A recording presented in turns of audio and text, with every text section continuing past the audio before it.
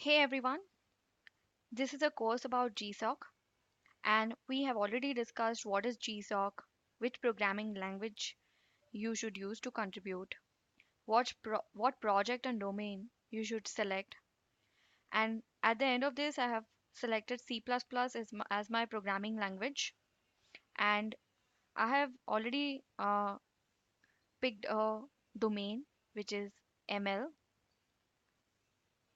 and I have decided on a project which is ML Pack.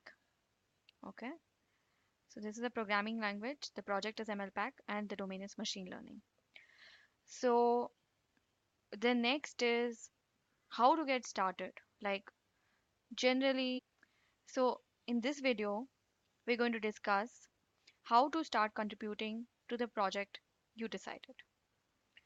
So let me discuss the overall guidelines as to how to start contributing, and then we'll go to MLPack's page and see these things live. Every GSOC project will have guidelines for getting involved. You have to find it, you have to read it, you have to follow it step by step. Once you do that, be able to contribute to that project easily. The second step is learn Git or GitHub. If you don't know any source version control, it's really important you understand these concepts. To contribute to any open source project, you need to know these things. So it's important to learn Git or GitHub. There are amazing courses online. I've seen one on Udacity about GitHub and Git, so you can look that up and learn it. The next thing you do is you solve easy bugs. So in the getting involved section, generally they'll give you directions as to how to compile the code, how to uh, build it and run it.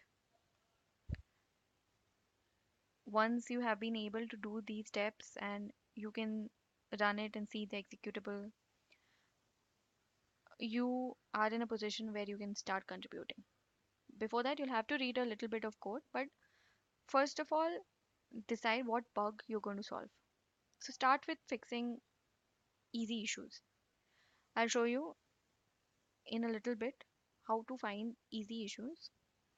Uh, But once you have figured out the easy ones, just go and fix them. Read the code, and iteratively you can improve or increase the complexity of the bugs you solve. And who knows, if you get a hang of the code and understand that code really well, you can start even contributing features.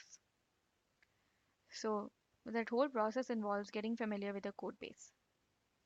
And once you do that, in the process, you develop relationships with contributors. So every project will have its main major contributors. Whenever you fix a bug and you submit a pull request, someone will review it, and only then will it be merged. So this review is generally made by contributors, active contributors to that project. When they do a review, they'll give you feedback, critical feedback, constructive feedback as to how to better solve a bug or what can you do better or what are the rules they follow in the context of that project, so that in the next few pull requests that you submit, you take those things into consideration. So every project will have a certain set of coding standards and rules that they follow, and those will become very clear to you once you start speaking with these contributors. At the end of this, when you have to actually apply for your GSOC proposal, it will be easy for you to submit good ideas in your proposal because you have worked on this project for a long time. You know what are the requirements, what are the features which are most important, which many people want to see being implemented. What do the contributors value a lot? And you can even discuss with your contributor. You can ask your contributor, your project contributor, to review your proposal and see if those things are what they have in mind. Because nothing is better than submitting a proposal aligned with that particular team's requirements. So let us go to our ML pack. So this is a project I decided and I have to start getting involved with it. So what do I do? The simple procedure is you just type ML pack and GitHub and you do a web search. Once you do a web search, you'll get to the ML pack GitHub source code. Now that we are here, we can look at the documentation, all the details, everything that is there to ML pack is here. But the next thing I want to do is I want to know how to get involved in it. Okay, so in the GitHub repository, they will have these details. You just have to find them. Okay, so look at the wiki section.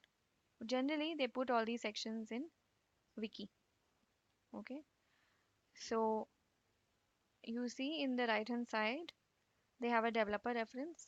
They have a Google Summer of Code section where they've written summer of code ideas, application guide, blog posts. Okay, and there is design guidelines, the future, what they are looking at, right? Mm, how to test in Travis section, they'll mention that. So look out for these things, and they'll give you great ideas as to how to, you know, get started and how what are the ideas they are looking at. So over here, let me see. So they have an application guide as well. They have a full page on what are their expectations, what do you think about before applying, okay, and what do you put as basic stuff in the proposal. So this is important when you draft a proposal. Okay, whenever you draft a proposal for a particular project or an organization, look in their GitHub wiki page if they have something like this that they have already, set guidelines for. And if they have, nothing better than that. Just follow them and submit your proposal along these very lines. Okay, they've given, see, a complete detail as to what do they want in the proposal. You give them the objectives of the proposed project, you give them some background information on the project, describe the API of the finished project if it's applicable, describe how you will test your project, describe a timeline of some sort for your project broken down week by week or thereabouts. So these are the things that are common to most proposals that you'll submit. Most organizations expect these things in a proposal. So in case your particular project doesn't have such an application guideline, the first thing is obviously you ask a contributor about what the expectations are, and if they have nothing specific in mind, you just follow the. So here I got a get involved page link. Let's go and look at what they have in store for us. So ML Pack people are really diligent. They've written a get involved page, especially for GSOC students. So as written over here, a good place to start. So is to down ML Pack, compile it from source, and there's a tutorial for it. Just follow it. You set up a development environment. Once you have done this, it would probably be useful to get a feel for some of the algorithms ML Pack implements by using some of the command line arguments. So you have to use the application and see how it works. Then you can implement some simple ML Pack programs and read through other tutorials. So they've given links to each of these things. By the time you're finished with that, you will have a pretty good handle on the way that library works. At this point, you're probably ready to jump in and start contributing. Development is done on GitHub, so you'll need an account there, and you can submit patches or contributions via pull requests. Below are some useful links and tips. You can find a bug to solve on the issues list. Issues generally have a difficulty label, which may help in selecting an issue that is interesting to you. So we're going to look at this uh, in a little bit. Read the design guidelines. Subscribe to the ML Pack discussion mailing list. You may find it useful to subscribe to the ML Pack JIT mailing list. We maintain a development blog. There's an ML Pack IRC channel. And if you're interested in long-term project, then look at the list of ideas. If you're still not sure or have some questions, ask here. So most projects will follow something similar. Even if your particular project doesn't have this detailed page of getting involved, you have to figure out these things on your own there then, or ask a contributor. First thing is obviously you download the source code from GitHub. Then second thing is you have to compile it. You have to set it up in a development environment of your choice. Then you get an idea of how that particular library or application works. Then you look at some simple programs, you implement them, and then you get in. So because it's done on GitHub and there's an issue list there, let's go to that issues list and have a look. So these are the issues. If you look at these things, they have easy, major, enhancement. These are the labels associated with it. I want to look at easy labels only. So see, once I click on labels, it's going to give me these tags, right? I am going to click on easy. There are 14 open issues. I'm going to work on those. Okay. Now let's see. Is there anything that I can work on? Yeah, maybe this one. Reduce or fix warnings when compiling with Visual Studio. So generally, it's a good place to start um, by reducing warnings or removing the warnings when you compile with Visual Studio. Look at the issue, you build it yourself, you see these things, and then you look at each and every line and you say, okay, uh, what is the issue? Talk about. And generally, it will have a number C4267. You go and look it up in online with a quick web search, Visual Studio and C4267. I'm sure you'll get a description as to what is the problem, what might be the possible issue with this line, and how do you fix it.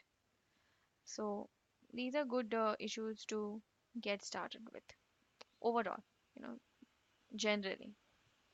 So thank you guys for listening to this video. In this video, we have learned how to get involved in any GSOC project of your choice.